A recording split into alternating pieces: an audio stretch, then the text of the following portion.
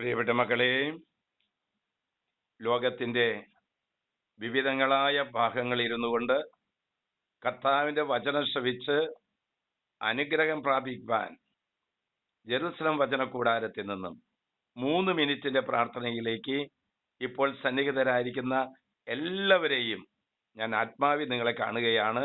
എല്ലാവരെയും യേശുവിന്റെ ഹൃദയത്തിലേക്ക് ഞാൻ സമർപ്പിക്കുകയാണ്. വചനം കേൾക്കുമ്പോൾ എൻ്റെ പ്രാർത്ഥന കൂടി കേൾക്കണമേ എന്ന് പ്രാർത്ഥിക്കണം. വചനം കേൾക്കുമ്പോൾ എൻ്റെ കുടുംബത്തിന്റെ കണ്ണീര് തുടച്ചു മാറ്റണമേ എന്ന് പ്രാർത്ഥിക്കണം. വചനം കേൾക്കുമ്പോൾ എൻ്റെ മക്കൾക്ക് വലിയ ഉയർച്ചയും ഉന്നതിയും തരണമേ എന്ന് പ്രാർത്ഥിക്കണം. ഇതാ ദൈവത്തിന്റെ വചനം എല്ലാവർക്കുമായിട്ട് തരികയാണ്. 1 കൊരിന്ത്യർ 3:16. 1 കൊരിന്ത്യർ 3:16 ഇപ്രകാരമാണ് പറയുന്നത്: നിങ്ങൾ ദൈവത്തിന്റെ ആലയമാണെന്നും ദൈവാത്മാവ് നിങ്ങളിൽ വസിക്കുന്നുവെന്നും നിങ്ങൾ അറിയുന്നില്ലേ? അപ്പൊ എന്താണ്? ദൈവത്തിന്റെ ആലയങ്ങളാണ്. ദൈവത്തിന്റെ ആലയങ്ങളോടാണ് വചനം പറയുന്നത്. ദൈവത്തിന്റെ ആലയമാണ് നമ്മൾ. ആ ആലയത്തിൽ ദൈവാത്മാവ് വസിക്കുന്നുണ്ട്. മകളെ, നമ്മുടെ ഹൃദയമാകുന്ന ആലയം, നമ്മുടെ ശരീരമാകുന്ന ആലയം, നമ്മുടെ കുടുംബമാകുന്ന ആലയം, ഇങ്ങനെ 3 ആലയങ്ങളാണുള്ളത്. ഈ ആലയത്തിൽ കർത്താവ് വസിക്കുന്നുണ്ട്. നമ്മുടെ ഹൃദയത്തിൽ ഇപ്പൊ ഈ വചനം കേൾക്കുമ്പോൾ ആ ആലയം സന്തോഷം കൊണ്ട് നിറയുകയാണ്. ഇത് കേൾക്കുന്നവരിലും ഈ സന്തോഷം ഉണ്ടാകുകയാണ്. എൻ്റെ ശരീരം ഒരു ആലയമാണ്. ഈ ശരീരത്തിന്റെ ഓരോ സെല്ലുകളിലും മോളിക്കൂളുകളിലും ദൈവത്തിന്റെ വചനം വന്ന് നിറയുകയാണ്. എൻ്റെ കുടുംബം ഒരു ആലയമാണ്. ഈ കുടുംബമാകുന്ന ആലയത്തിൽ വചനം കേൾക്കുമ്പോൾ ആ കുടുംബത്തിലുള്ള എല്ലാ കണ്ണുനീരും എല്ലാ വിഷമതകളും ദൈവത്തിന്റെ വചനം എടുത്ത് മാറ്റുകയാണ് ചെയ്യുന്നത്. ഹൃദയത്തിൽ വചനം ഇരിക്കുമ്പോൾ സ്നേഹം കൊണ്ട് നിറയും. ഹൃദയത്തിൽ വചനം ഇരിക്കുമ്പോൾ സമാധാനം വന്ന് നിറയും. ഹൃദയത്തിൽ വചനം ഇരിക്കുമ്പോൾ സന്തോഷം വന്ന് നിറയും.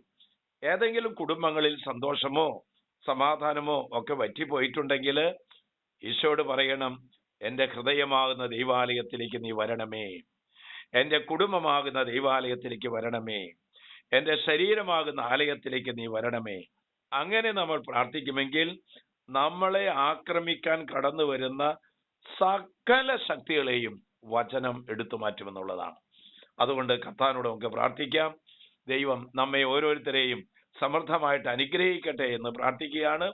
ഇത് കേൾക്കുന്നവർ മറ്റുള്ളവർക്കും എൻ്റെ കുടുംബാംഗങ്ങൾക്കും ഒക്കെ ഇത് ഷെയർ ചെയ്തുകൊണ്ട് ഈ വചനം കൊണ്ട് വ്യക്തികളും കുടുംബങ്ങളും തറവാടും തലമുറയും അനുഗ്രഹിക്കപ്പെടാനായിട്ട് പ്രാർത്ഥിക്കണം.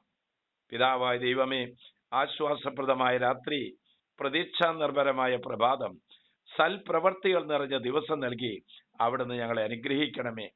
ഈ വചനം കേട്ടുകൊണ്ടിരിക്കുമ്പോൾ തന്നെ കുഞ്ഞുങ്ങളിലേക്കും യുവജനങ്ങളിലേക്കും ദമ്പതികളിലേക്കും പ്രേക്ഷിതരിലേക്കും അപ്പസ്തോലന്മാരിലേക്കും ദൈവത്തിന്റെ പരിശുദ്ധാത്മാവ് കടന്നു വന്ന് നമ്മുടെ ഹൃദയമാകുന്ന ആലയത്തെ വിശുദ്ധീകരിക്കുവാനുള്ള വലിയ കൃപയും വരവും നൽകി അനുഗ്രഹിക്കണമേ. നിങ്ങൾ അനുഗ്രഹിക്കപ്പെടട്ടെ. ഈ വചനം കൊണ്ട് നിങ്ങളുടെ മക്കളും തലമുറയും ആസ്വദിക്കപ്പെടട്ടെ. നിങ്ങളുടെ കണ്ണുനീര് വറ്റിപ്പോകട്ടെ. സാമ്പത്തിക ഉയർച്ച ഉണ്ടാകട്ടെ. ജോലി സാധ്യതകൾ ഉണ്ടാകട്ടെ. നിങ്ങൾ എന്ത് നിരൂപിക്കുന്നുവോ ഈ വചനം കൊണ്ട് ഹൃദയം വിശുദ്ധീകരിച്ച്, ശരീരം വിശുദ്ധീകരിച്ച്, കുടുംബത്തെ വിശുദ്ധീകരിച്ച് ചോദിച്ചാൽ എന്ത് കാര്യവും യേശു ക്രിസ്തു വഴി പിതാവായ ദൈവം നിങ്ങൾക്ക് സാധിപ്പിച്ചു തരട്ടെ. നമ്മുടെ കർത്താവ് ഈശോ മിശിഹായുടെ കൃപയും പിതാവായ ദൈവത്തിന്റെ സ്നേഹവും പരിശുദ്ധാത്മാവിന്റെ സഹവാസവും നാം എല്ലാവരോടും ഈ പ്രാർത്ഥനാ ശുശ്രൂഷയിൽ പങ്കെടുത്തുകൊണ്ടിരിക്കുന്ന സർവ്വ മക്കളിലും വന്ന് നിറയട്ടെ എന്ന് പ്രാർത്ഥിച്ച് അപേക്ഷിച്ച് അനുഗ്രഹിച്ച് ആശീർവദിക്കുന്നു. ഇപ്പോഴും എപ്പോഴും എന്നേക്കും. ആമേൻ.